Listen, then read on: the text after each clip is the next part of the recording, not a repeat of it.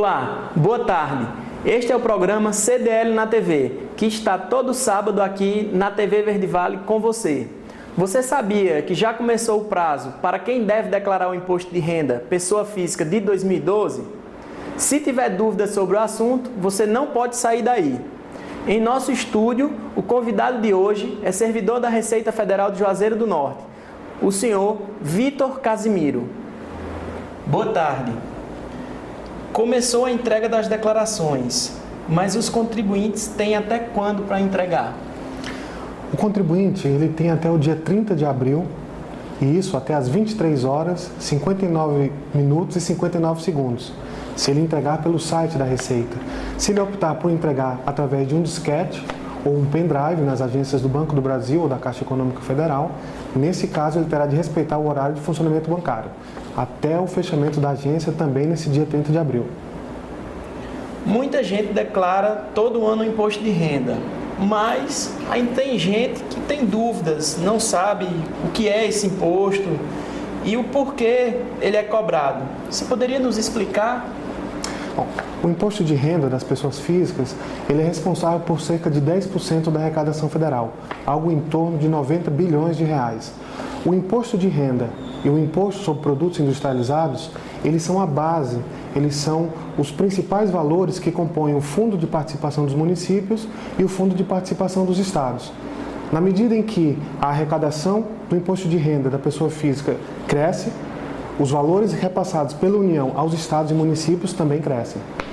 Da mesma forma, o imposto de renda que incide sobre os servidores públicos municipais e as fundações e autarquias criadas pelo município permanecem no município. Eles não vão para o caixa do Tesouro. Certo. Vimos aí a questão do prazo das declarações para a pessoa física. E para pessoas jurídicas, esse prazo ele se estende até que data? A pessoa jurídica ela está submetida a vários regimes. Por exemplo, no caso do Simples Nacional, que é o maior número de empresas, mais de 50% das empresas, elas cumprem sua obrigação mensalmente.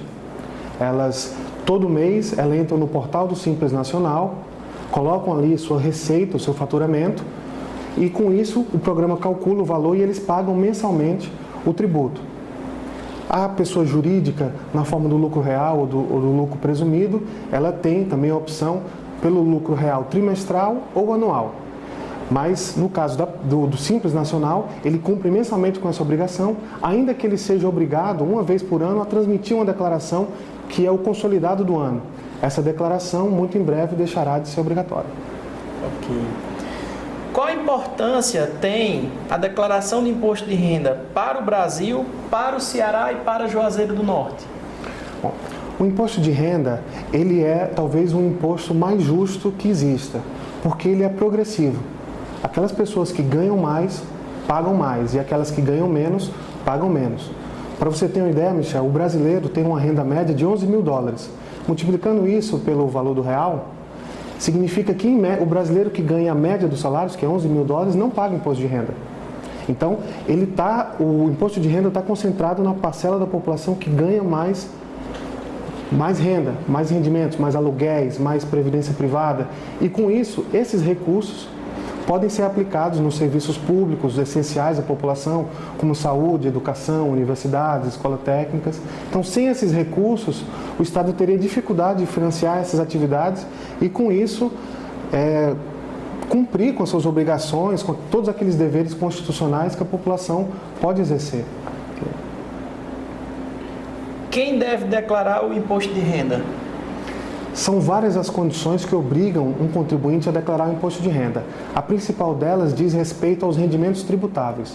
Aquele contribuinte que recebeu rendimentos tributáveis, que são os salários, as aposentadorias, os aluguéis, os saques de previdência privada, valores recebidos por ações judiciais, se a soma de todos esses valores ultrapassar R$ 23.499, ele estará obrigado a declarar.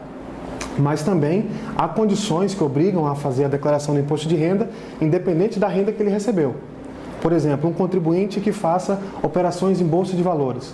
E nós sabemos que já há 500 mil brasileiros que regularmente compram e vendem ações. Por esse simples fato, ele está obrigado a declarar imposto de renda.